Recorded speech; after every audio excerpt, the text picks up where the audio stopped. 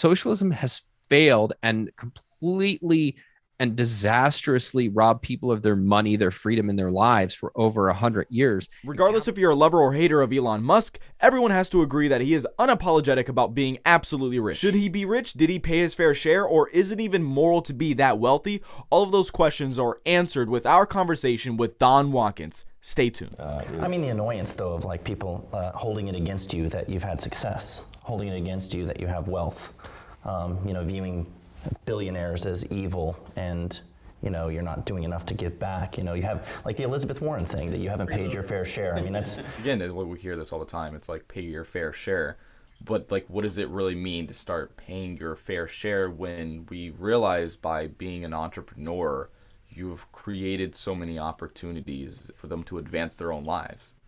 Yeah, I mean, there's this kind of assumption about wealth that's built into the way that we discuss economic issues, and certainly the issue of inequality, which is basically, if you have money, it came at somebody else's expense. And so the kind of assumption is that there's this fixed pie of wealth, and like, you getting more is me getting less. But if you realize that wealth is created, it's not kind of captured from this pre-existing pool, then the fact that somebody has $1 million or $1 billion is not an indication that anything has been taken away from us. And indeed, if they actually earned it through productive creation, it's the people who are creating businesses, who are creating wealth, who are generating opportunities, who are generating all of the things that we consume, buy, and use.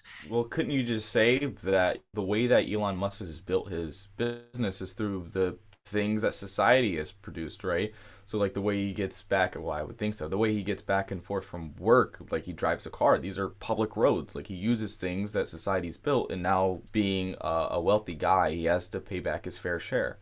The real question is, should government be providing that infrastructure? I don't think it should, but it's not sort of like we're in debt to the government, and like morally our right to have anything is based on our ability to pay, is based on the fact that we've paid taxes.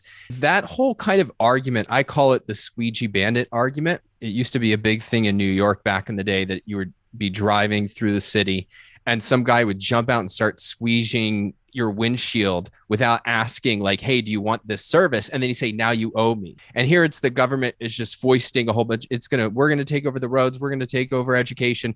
And whatever your choice is too bad, we're going to give it to you and you're going to like it. And then it's, well, now you owe us. You pay for the services that you voluntarily choose to incur because you decide that they're valuable. And the idea that Elon Musk is in some kind of moral debt and doesn't deserve credit for what he's achieved because like he drives on roads, like he's one of the people who's trying to figure out how we don't have to all drive on roads. Elon, I think, is going to talk about like the idea that he's not paying taxes is just baldly like a flat lie. He's, paying more taxes than anybody. Do you think like the way that people think about being an entrepreneur and billionaire is kind of evil is that they're comparing of what it is now, what they're doing with their money to how they think it should be. So an example would be like, they think that all that money should go back into society, and because you are not doing that, therefore you're stealing from society. Do you think that they kind of implicitly have that view in some way? Well, I think there's two major things that go on. One, you can call the causality issue, which is they just don't understand what goes into building a company. And then the second is the moral issue, which is that people have a wrong moral standard, which is that your purpose in life is to be serving others.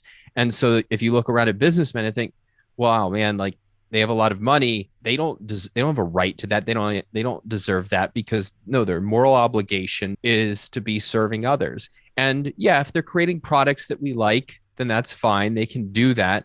But they shouldn't be able to profit from it. And certainly they shouldn't be able to profit from it more than they need, or as if the fact that he's achieved so much means that he has a duty to those who haven't achieved something. And so that's kind of the moral issue, the deepest moral issue that has to be questioned. And Elon is very good at dealing with the causality picture and helping people understand, I've created these businesses. I'm rich, not because I'm like sitting on piles of cash, but because the companies that I own are incredibly valuable. I pay more taxes than anybody in history. So the idea that like I'm some parasite getting a free ride is just insane. This is not, some function of sort of hoarding or something. It's simply that I own 20% of the company that became very valuable as decided by external investors.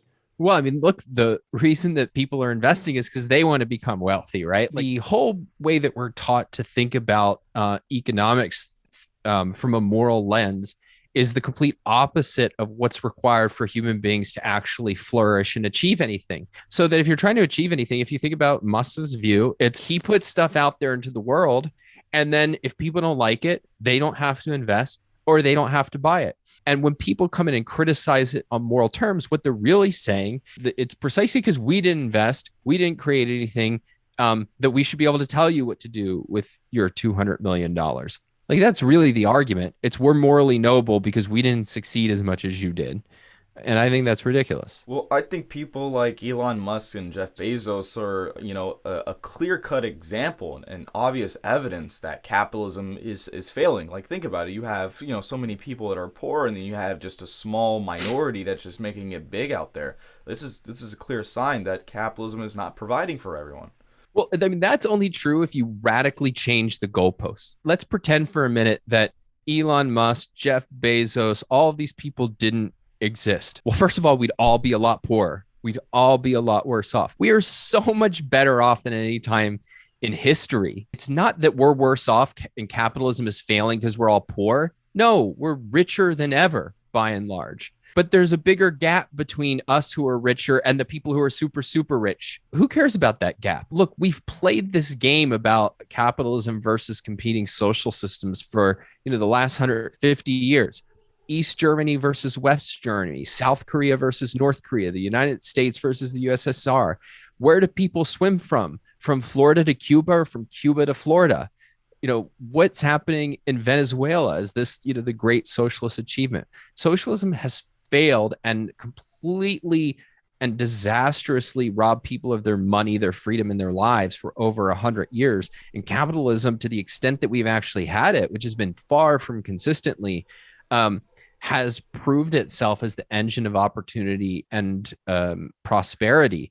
If we're going to take these people as an illustration of capitalism's failure, no, I'd say this is an illustration of why capitalism is so successful. It's precise.